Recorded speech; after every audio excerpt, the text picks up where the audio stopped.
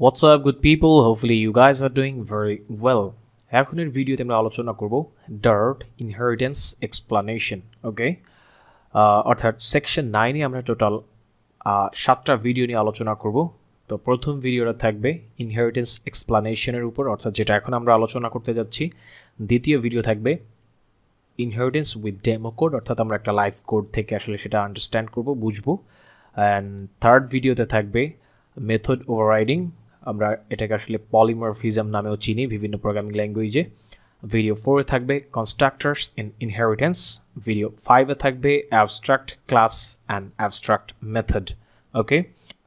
Video 6 এ থাকবে interface, অর্থাৎ implements keyword দিয়ে আমরা ইন্টারফেস ব্যবহার করে থাকি, সেটার লাইভ কোড সহ আমরা আসলে দেখব। অ্যান্ড লাস্ট হচ্ছে video 7 which is static variable and methods, okay? So এই ব্যাপার নিয়ে আসলে আমরা বিস্তারিত আলোচনা করব সেগমেন্ট ওয়াইজ সেগমেন্ট। আর আজকের ভিডিওতে আমরা আলোচনা করব ইনহেরিটেন্স এক্সপ্লানেশন, অর্থাৎ বেসিক আলোচনা নিয়ে। So without further ado, let's get started.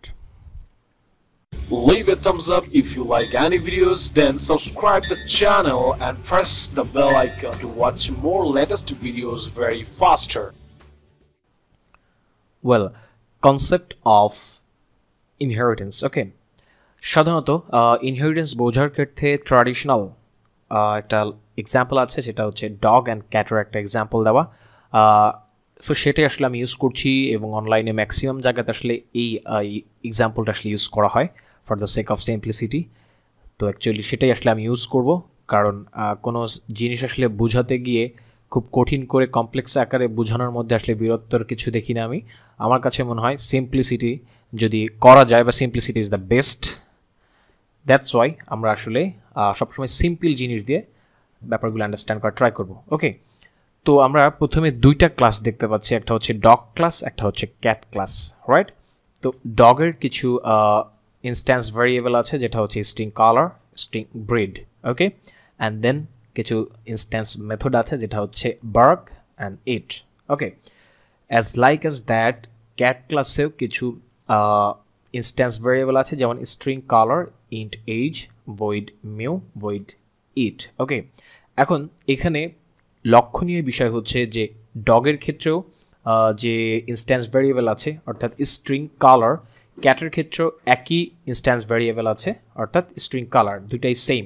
So আমরা একই কোড কেন দুইটা ক্লাসের জন্য বারবার ইউজ করব? সেইমভাবে যদি আমরা মেথডের দিকে খেয়াল করি, অর্থাৎ ইনস্ট্যান্স মেথডে লাস্টে ভয়েড ইট ডগ ক্লাসেও আছে, ভয়েড ইট ক্যাট ক্লাসেও আছে, রাইট? তো একই মেথড কিন্তু আমরা দুইবার লিখছি। তো এটাকে আসলে একটা কোডিংয়ের ভিতরে আমরা রেডান্ডেন্সি করছি, রাইট? একটা কোডিংয়ের একটা স্পেসিফিক সেকশন আমরা বারবার লিখছি, তো এটা আসলে আমাদের প্রোগ্রামটাকে আসলে ইফেক্টিভ করে না। সো আমরা এই ধরনের সিনারিওতে আসলে ইনহেরিটেন্সের হেল্প নেই, এবং ইনহেরিটেন্স মূলত এই ধরনের সিচুয়েশনে আসলে চলে আসে। অর্থাৎ আমরা যে কাজটা করতে পারি সেটা হচ্ছে আর একটা ক্লাস ডিক্লেয়ার করব, অ্যানিম্যাল ক্লাস, কারণ আমরা জানি এই ডগ ক্লাস বা এই ডগ এবং ক্যাট এই দুইটাই আবার অ্যানিম্যাল, রাইট? তো অ্যানিম্যাল নামের একটা ক্লাস নিব এবং সেখানে কমন ইনস্ট্যান্স এবং কমন মেথডগুলোকে নিয়ে আসবো, ওকে? আমরা স্ক্রিনে যদি দেখি, আমরা অ্যানিম্যাল একটা ক্লাস ডিক্লেয়ার করে ফেললাম এবং সেখানে কি করলাম, এখানে স্ট্রিং কালার নামের একটা ইনস্ট্যান্স ভেরিয়েবল ছিল ডগ ক্লাসে, এবং ক্যাট ক্লাসেও স্ট্রিং কালার নামে একটা ইনস্ট্যান্স ভেরিয়েবল ছিল। দুইটাই কমন থাকাতে আমরা সেটা দুইবার না লিখে আরেকটা ক্লাসের মধ্যে একবার লিখলাম। সেমভাবে আমাদের ভয়েড ইট একটা মেথড ছিল ডগ ক্লাসেও এবং ক্যাট ক্লাসেও, রাইট?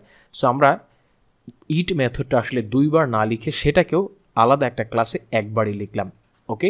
অ্যান্ড দেন এই ক্লাসটা আসলে অ্যানিম্যাল, অর্থাৎ ডগ এবং ক্যাট দুইটা ক্লাস অ্যানিম্যাল নামের একটা ক্লাস থেকে কিছু বৈশিষ্ট্য এখন সে গ্রহণ করছে।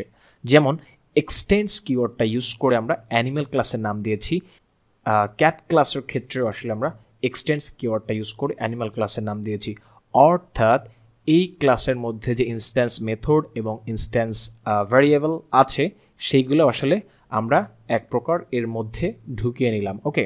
সো এটা হচ্ছে সুপার ক্লাস, এবং এক্সটেন্ড করে এই ডগ এবং ক্যাট ক্লাসটা হচ্ছে সাব ক্লাস, অর্থাৎ এই ক্লাসের বৈশিষ্ট্যটাকেও আসলে এই ক্লাস নিয়ে নিল, এবং ক্যাট ক্লাসটাও আসলে অ্যানিম্যাল ক্লাসের বৈশিষ্ট্যগুলোকে হোল্ড করলো বা নিয়ে নিল।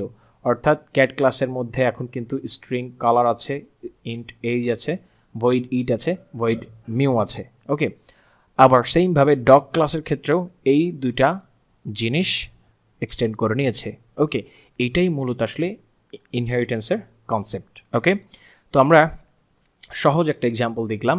সেমভাবে আমরা আরেকটা এক্সাম্পল দেখি। আমরা আসলে যখন লাইভ কোড করব তখন এই এক্সাম্পল দিয়ে আসলে আমরা বুঝবো। ওকে, তো এখানে যে কাজটা আমরা করেছি, বাইক এবং কার দুইটা ক্লাস, রাইট?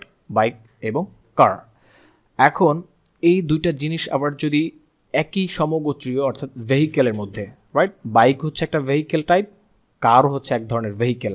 সো ভেহিকেল নামের একটা ক্লাস নিলাম, অ্যান্ড ভেহিকেলের মধ্যে কমন যে জিনিসটা, যেমন স্ট্রিং কালার, বাইকেরও একটা colour interface, colour instance variable থাকে। কার ক্লাসের ক্ষেত্রেও স্ট্রিং কালার একটা ইনস্ট্যান্স ভেরিয়েবল থাকে। সো দ্যাটস ওয়াই আমরা আসলে কমন জিনিসগুলোকে ভেহিকেল ক্লাসের মধ্যে রাখলাম, যেমন স্ট্রিং কালার, স্ট্রিং ব্র্যান্ড। ওকে, অর্থাৎ এই দুইটা ইনস্ট্যান্স ভেরিয়েবল বাইকের সাথেও এক্সটেন্ড করা হয়েছে, কারের মধ্যেও এক্সটেন্ড করা হয়েছে, এবং পাশাপাশি একটা মেথড এখানে আমরা দেখতে পাচ্ছি, যেমন ভয়েড স্পিড। বাইকের ক্ষেত্রেও স্পিড মেথডটা আসলে এখানে এক্সটেন্ড করা হয়েছে, কারের ক্ষেত্রেও স্পিড মেথডটা এখানে এক্সটেন্ড করা হয়েছে।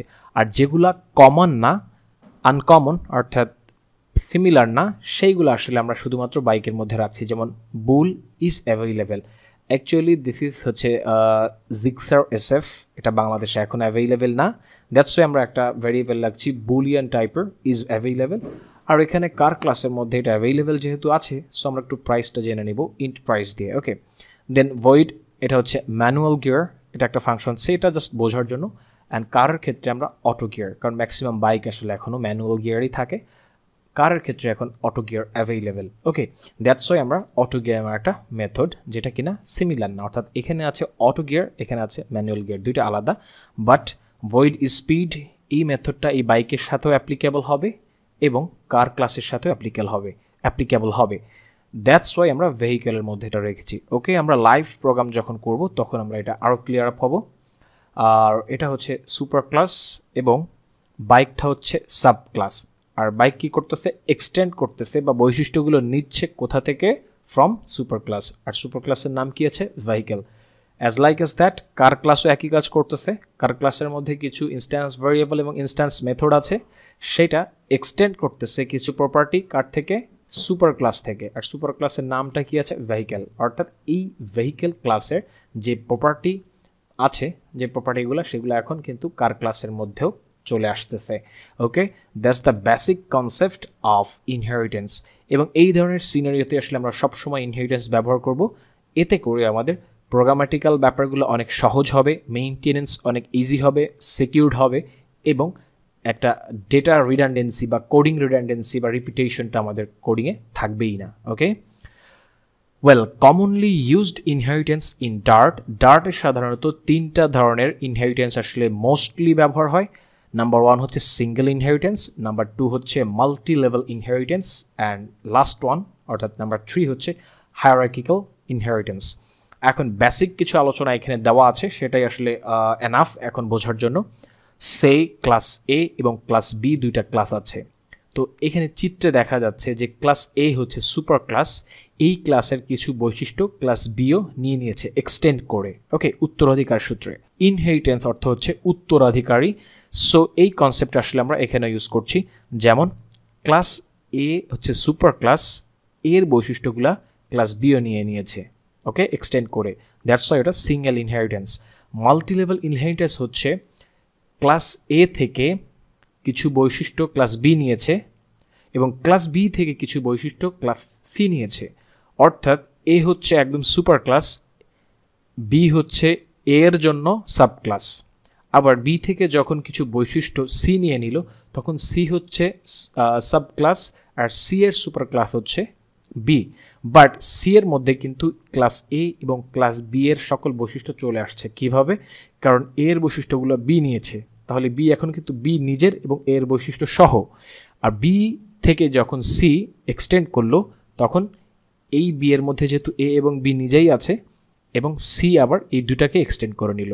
ওকে, তো এটা হচ্ছে multi level inheritance. And hierarchical inheritance হচ্ছে যেখানে ক্লাস এ থাকলো, যেটা হচ্ছে সুপার ক্লাস বা প্যারেন্ট ক্লাস বা বেস ক্লাসও বলা হয়, আর এগুলো আসলে সাব ক্লাস বা চাইল্ড ক্লাসও বলা হয়। ওকে, তো একটা সুপার ক্লাস থেকে কিছু বৈশিষ্ট্য ক্লাস বি নিল, কিছু বৈশিষ্ট্য ক্লাস সি নিল, যেমনটা প্রিভিয়াসলি আমরা যে এক্সাম্পল দুটো দেখেছি সেখানে আসলে আমরা হায়ারার্কিক্যাল ইনহেরিটেন্স দেখেছি। ওকে, তো আর একটা ব্যাপারে আমরা একটু নোট নিব, সেটা হচ্ছে super class of any class is object. Okay, অর্থাৎ আমরা উপরে দেখতে পাচ্ছি প্রত্যেকটা আসলে অবজেক্ট ইন্ডিকেশন দিচ্ছে, রাইট? প্রত্যেকটা সুপার ক্লাসই হচ্ছে একটা অবজেক্ট। এটা আমরা আসলে পরবর্তী সেগমেন্টগুলোতে যে কোনো একটা ভিডিওতে আমরা কভার আপ করে ফেলবো আপকামিং ভিডিওসে। মূলত ব্যাপার হচ্ছে যে আমরা সাধারণত টু স্ট্রিং বা আমরা অনেক সময় হ্যাশ কোড, রাইট, এগুলো ইউজ করে থাকি। বা স্পেসিফিকভাবে যদি বলি টু স্ট্রিং আমরা অনেক সময় ডিরেক্টলি ইউজ করে ফেলি বিভিন্ন ক্লাসে। ওকে, এই জিনিসগুলো আসলে পসিবল হয় কারণ হচ্ছে যে কোনো সুপার ক্লাস হচ্ছে অবজেক্ট। ওকে, নেক্সট ভিডিও থেকে আসলে আমরা লাইভ কোডিংয়ের মাধ্যমে প্রত্যেকটা বিষয় ক্লিয়ার আপ করবো। So that's all for now. Thanks for watching. Stay with me. Have a good day. Bye bye.